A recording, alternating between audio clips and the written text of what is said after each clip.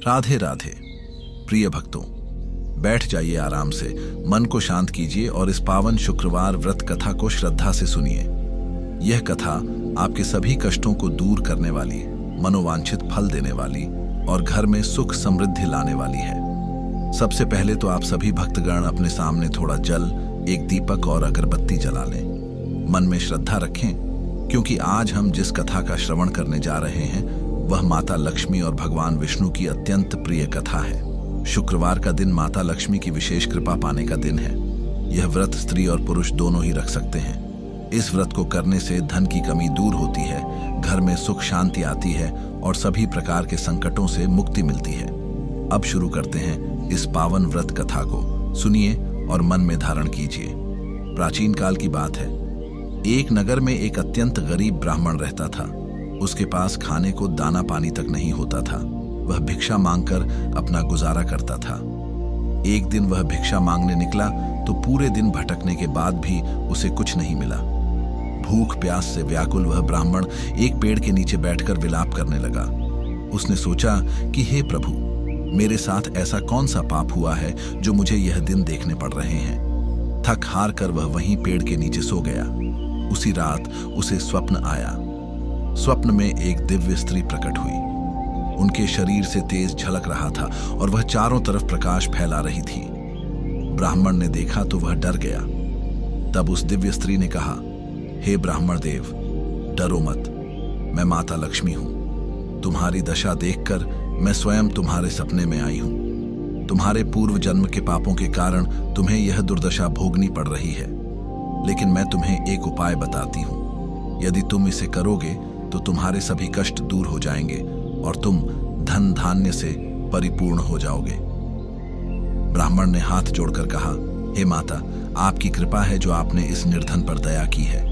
कृपया मुझे वह उपाय बताएं। माता लक्ष्मी ने कहा, तुम शुक्रवार का व्रत रखा करो।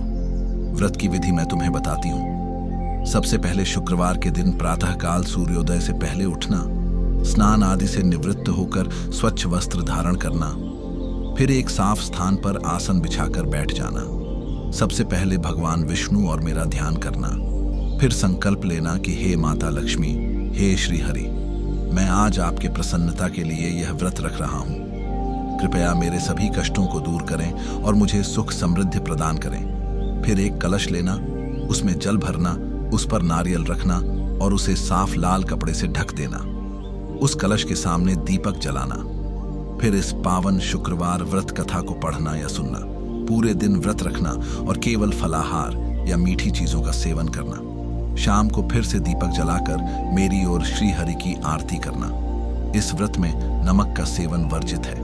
व्रत के दिन पूरे घर की सफाई करनी चाहिए और घर को फूलों से सजाना चाहिए। इससे मैं अत्यंत प्रसन्न होती हूँ। माता लक्ष्मी ने आगे कहा, हे ब्राह्मण, यदि तुम नियमित रूप से इस व्रत को करोगे और पूरी श्रद्धा के साथ इस कथा को सुनोगे तो मैं तुम्हें पर सदैव प्रसन्न रहूंगी। तुम्हारा घर धन धान्य से भर जाएगा। तुम्हें किसी भी चीज की कमी नहीं रहेगी। इतना कहकर माता लक्ष्मी अंतर्ध्यान हो गई। ब्राह्मण की नींद टूट गई। उसने देखा कि सुबह हो चुकी है और आज शुक्रवार का दिन है। उसने मन ही मन माता लक्ष्मी को प्रणाम किया और उनके बताए अनुसार व्रत रखने का संकल्प लिया। उसने वैसे ही किया जैसा माता ने उसे स्वप्न में बताया था। उसने कलश स्थापित किया, दीपक जलाया और पूरी श्रद्धा के साथ व्रत रखा। उस दिन भी वह भिक्षा के लिए नहीं गया। उसे विश्वास था कि माता उसकी सहायता अवश्य करेंगी। शाम को आरती के बाद जैसे ही उसने व्रत खोला, उसके जीवन में चमत्कार होने लगा। अगले ही दिन राजा के दरबार से एक दूत उसके घर आया और बोला कि महाराज आपको बुला रहे हैं। ब्राह्मण राज दरबार में पहुंचा। राजा ने कहा, हे ब्राह्मण देव, कल रात मुझे स्वप्न आया कि मैं इस नगर के सबसे गरीब ब्राह्मण को एक बड़ा खजाना दूं। मेरे मंत्रियों ने पता लगाया तो पता चला कि आप ही इस नगर के सबसे गरीब व्यक्ति हो। इसलिए मैं आपको यह कोषागार देता हूं, इसे स्वीकार करें। यह सुनकर ब्राह्मण आश्चर्यचकित रह गया। उसे माता लक्ष्मी की कृपा का एहसास हुआ।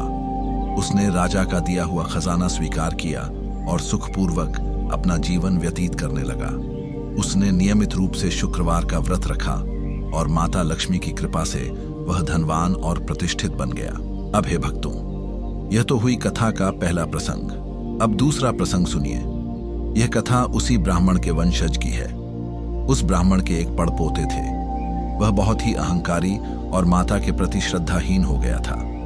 उसने कभी शुक्रवार का व्रत नहीं रखा था और ना ही माता की पूजा की था। वह सदैव दूसरों का उपहास उड़ाता था जो व्रत पूजा करते थे। एक बार उसकी पत्नी ने उसे शुक्रवार का व्रत रखने के लिए कहा तो उसने बहुत हंसी उड़ाई और कहा कि यह सब ढोंग है। मेरे दादा ने तो व्रत रखा था, लेकिन मैं बिना व्रत रखे ही धनवान हूं। मुझे इन सब चीजों की कोई आवश्यकता नहीं है। उसकी पत्नी बहुत धार्मिक थी। वह चुपचाप शुक्रवार का व्रत रखती थी। एक दिन उस अहंकारी व्यक्ति के घर अचानक से चोरी हो गई और उसका सारा धन चोरी चला गया। धीरे धीरे उसकी सारी संपत्ति नष्ट हो गई। लोग उससे मिलना भी बंद कर दिए। वह फिर से गरीब हो गया। तब उसे अपनी गलती का एहसास हुआ। उसकी पत्नी ने उसे समझाया कि तुमने माता लक्ष्मी का अपमान किया है, इसीलिए यह दशा हुई है। अब तुम शुक्रवार का व्रत रखो और माता से क्षमा मांगो। अपनी गरीबी और दुख से व्याकुल होकर उसने माता से क्षमा मांगी और पूरी श्रद्धा के साथ शुक्रवार का व्रत रखना शुरू किया। उसने व्रत की पूरी विधि का पालन किया। कुछ ही समय बाद माता लक्ष्मी की कृपा से उसका खोया हुआ धन वापस मिल गया और उसका व्यापार फिर से चल निकला। तब से वह नियमित रूप से व्रत रखने लगा और माता की कृपा से उसका घर फिर से धन धान्य से भर गया। अब हे भक्तगण, यह कथा सुनने के बाद आप समझ गए होंगे कि माता लक्ष्मी की कृपा कितनी महत्वपूर्ण है। शुक्रवार का व्रत रखने से माता लक्ष्मी प्रसन्न होती हैं और भक्त के घर में कभी भी धन की कमी नहीं होती। इस व्रत को करने वाले भक्त के सभी कष्ट दूर हो जाते हैं और उसे मनोवांछित फल की प्राप्ति होती है। अब मैं आपको इस व्रत को करने की पूर्ण विधि बताता हूँ। इसे ध्यान से सुनिए और अपने जीवन में अमल कीजिए। व्रत की विधि। सबसे पहले शुक्रवार के दिन प्रातःकाल स्नान आदि से निवृत्त होकर स्वच्छ वस्त्र धारण करने चाहिए।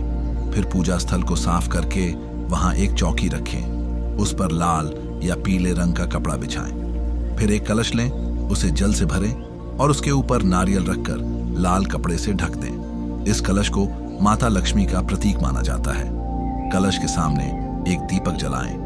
दीपक में घी का ही प्रयोग करें। फिर भगवान विष्णु और माता लक्ष्मी का ध्यान करें।